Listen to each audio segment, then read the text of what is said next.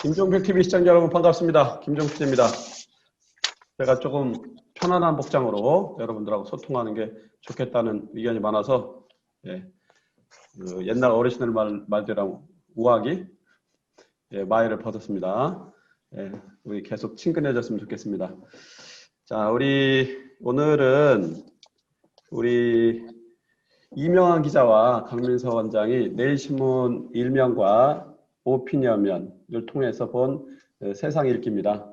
세상 읽어주는 남녀, 지금부터 시작하도록 하겠습니다. 자, 먼저 이명환 기자가 고른 지난 한 주간 가장 인상적인 내용입니다. 첫 번째는 미국 대선 결과와 관련된 내용입니다. 여러분들 잘 아시겠습니다만은 인간이 재미있어하는 구경 중에 첫 번째가 쌈 구경, 두 번째가 불구경이라고 하는 이른바 저작거리의 얘기도 있는데요. 흥미진진한 결과는 나왔습니다. 내용 정리하고요. 두 번째는 11월 3일자 일면에 올려진 산업팀 이재호 기자의 누가 돼도 신재생 에너지 산업은 성장한다. 미국 대선을 볼 때 미국이 이제 어쨌든 이제 달러도 기축통하고 미국이 이제 주도적으로 국제 질서를 리드하는 게 현실이기 때문에 이제 저희가 살펴봤는데 트럼프가 되든 바이든이 되든 누가 돼도 신재생 에너지 사업은 꾸준히 성장할 거다. 이게 이제 한전에서 뽑은 미국 대선 결과에 따른 에너지 기후변화 정책 영향이라는 보고서 내용을 정리하도록 하겠습니다. 그 다음에 세 번째는 11월 6일 박준규 정치팀 기자가 일면에 올린 쌈짓돈 특수활동비 다시 도마 위에 올랐다는 얘기입니다. 국회 법사위에서 전수조사가 예고되고요. 어쨌든 이 내용은 이제 추미애 법무부 장관과 윤석열 검찰총장 간의 사무 공방 속에서 나왔던 내용인데요. 이 내용을 우리 이명환 기자가 여러분에게 상세하고 친절하게 브리핑 해드리겠습니다. 시작합시다. 네, 우선 미국 대선과 관련된 얘기를 전해드려야 되겠는데요. 예. 우리가 언제부터 이렇게 미국 대선을 제도부터 시작해가지고 무슨 드라마 보듯이 그냥 이렇게 열심히 보면서 벌써 한 일주일 가까이 되는 것 같아요. 제 느낌으로는. 예. 그런데 아무튼 46대 미국 대통령은 민주당의 바이든 후보가 당선된 걸로 일단 우리는 그렇게 판단을 하고 있습니다. 네. 트럼프 대통령은 수긍 못하고 있죠, 현재까지는. 그래서 마지막까지 백악관을 안 나오게 되면은 오늘 어디 신문에는 군인이 나서서 아마 데리고 나올 상황이 생길 수도 있다. 어쨌든 임기가 내년 1월 20일까지죠? 새 대통령의 임기가 1월 20일부터 시작이 되니까요. 그러니까요. 그러니까 그 전에는 방을 비워줘야 되겠죠. 이사도 해야 되고 할 테니까.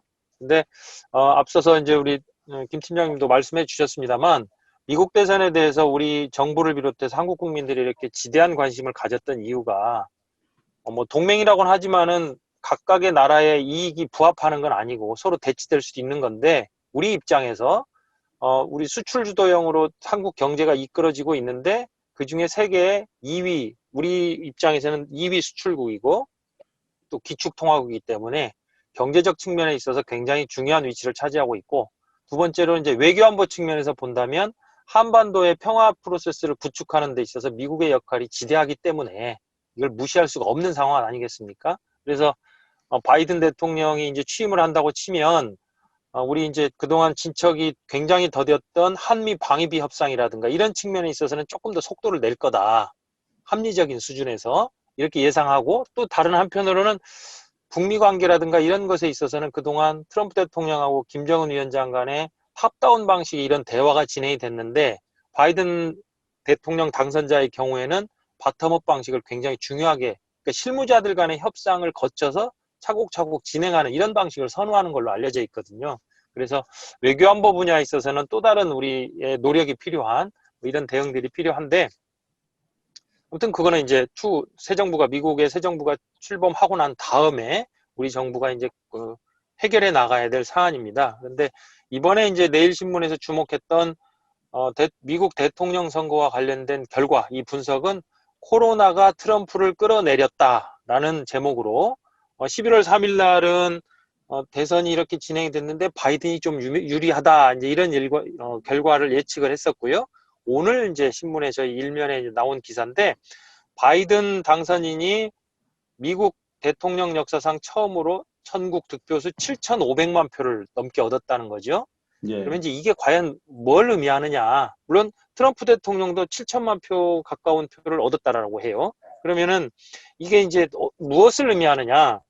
가장 크게는 이제 그 미국 NBC 방송의 출구조사에서 보니까 유권자들이 가장 많이 꼽은 이슈를 경제로 꼽았어요. 그 다음에 두 번째가 인종 불평등, 세 번째가 코로나 바이러스 대응 실패, 이렇게 세 가지를 뽑았는데, 이 결과와 관련해서 이제 분석은 어떻게 나와 있냐면, 실제로 인종 불평등이라든가 백인 우월주의, 반이민 정책, 이거는 지난번 45대 대통령 선거 때도 이미 반영이 됐던 이슈라는 거예요. 그리고 그때에도 트럼프 대통령이 공화당 역사상 최대인 7천만 표 득표를 얻었다라는 거죠.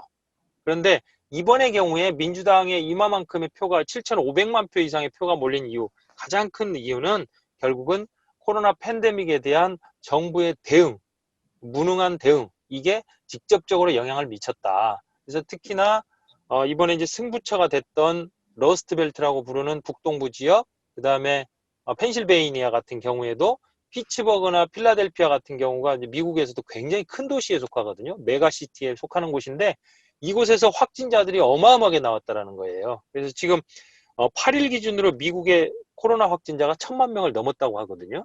그러니까 하루에 10만 명 이상이 발생하고 있다는 겁니다. 그러니까 이게 대도시 주변의 민심을 굉장히 많이 흔들었다. 정부의 대응이 적절하지 못했다라는 평가를 가져왔다라는 거예요. 그래서 이게 경제 이슈가 기본적으로 깔려 있습니다만 그걸 엎을 만큼의 큰 이슈로 작용했다. 이렇게 그렇죠. 이번 선거 결과를 이렇게 분석을 해놨습니다. 코로나19는 생명의 위기니까요. 그렇죠. 그러면서 이제 거기서 조금 더 나간다고 한다면 민주당이 그동안 제기해왔던 진보적 이슈. 그러니까 세상은 혼자 사는 게 아니고 공동체와 같이 살고 공동체가 이런 위기 상황에서 어떤 역할을 해줘야 되는가라는 이른바 진보 진영에서 주목해왔던 진보 이슈. 이거에 대한 사람들의 관심사들이 조금 더 커지는 계기가 됐다. 뭐 이런 예. 평가들까지 같이 내려놓고 있습니다. 두 번째 꼭지도 첫 번째와 더 연관성이 깊어요.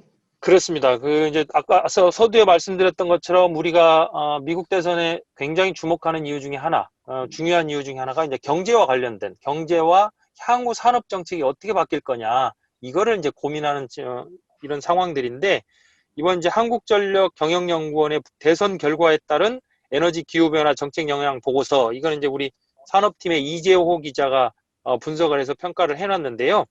바이든 후보가 이제 당선자가 됐으니까 바이든 후보 진영에서 제기했던 공약 중에 이런 게 있습니다. 2050년까지 100% 청정 에너지 전환 달성. 그러면은 이게 역대 이제 미국 대선 후보들이 보여왔던 민주당 후보들이 보여왔던 에너지 정책이라든가 기후변화 정책 중에서도 가장 진보된 정책이라는 거예요.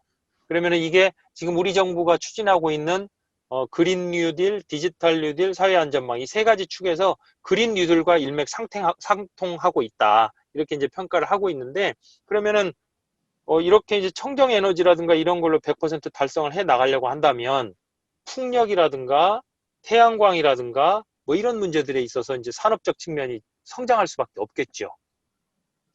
직전에 트럼프 대통령 같은 경우에는 셰일가스를 중심으로 한 화석연료에 굉장히 이걸 부응하는 이런 계기가 됐었는데 바이든 정부가 출범하게 되면 그러면은 기후변화에 따른 연구개발 비용이라든가 아니면 태양광 개발 혹은 해상풍력 뭐 이런 재생에너지 뭐 이런 쪽에 있어서 산업이 굉장히 커가지 않겠느냐 이렇게 예상을 하고 있고 우리 정부 또한 미래에 말씀드렸던 것처럼 그린 뉴딜이라든가 이런 측면에서 이걸 굉장히 주목을 하고 있거든요. 그래서 그 관련 분야의 산업들이 굉장히 많이 올라갈 거다. 실제로 우리 주식시장에서도 그 관련 뭐 신재생에너지라든가 이런 뭐 테마주나 아니면 미래주로 불리는 이런 주식들이 굉장히 많이 가격이 올라가고 있습니다. 그래서 이미 시장에서 이런 내용들이 반영이 되고 있다. 이렇게 평가할 수 있을 것 같습니다. 네. 자, 세 번째, 특수활동비. 세 번째, 이제 특수활동비의 경우에는 이게 뭐 역대 정부에서 늘 거론이 되어 왔었고요. 특히나 문재인 정부 출범 직전에 박근혜 정부에서 이 특수활동비를 어떻게 사용했느냐. 특히 이제 국정원의 특수활동비를 청와대 뭐 수석이라든가 비서관이라든가 이런 사람들이 받아 썼다가 사법처벌을 받기도 했고, 그래서 이제 그 뒤에 국회가 나서서 특수활동비를 줄이자. 이런 운동이 이제 벌어졌는데 이 얘기가 왜 다시 불거졌느냐? 앞서 우리 김 팀장님도 말씀해 주셨습니다만 추미애 법무부 장관이 법사위 전체 회의에서 대검에서 올해 특수활동비 94억 원을 일괄 수령해 임의로 집행하고 있다. 총장이 주머니 돈처럼 쓰고 있다. 이렇게 이제 던졌단 말이에요. 근데 이제 이게 특수활동비를 줄였다고는 합니다만 지금 뭐 여전히 대통령 비서실이라든가 국회, 감사원, 외교부, 통일부, 법무부, 국방부 등등 우리나라 이제 정부 부처에서 특수활동비 예산이 이미 그러니까 완전히 없어진 건 아니에요. 줄어들었지만 있습니다. 그래서 내년 예산 기준으로 보면 2,378억 원 정도가 아직도 있어요.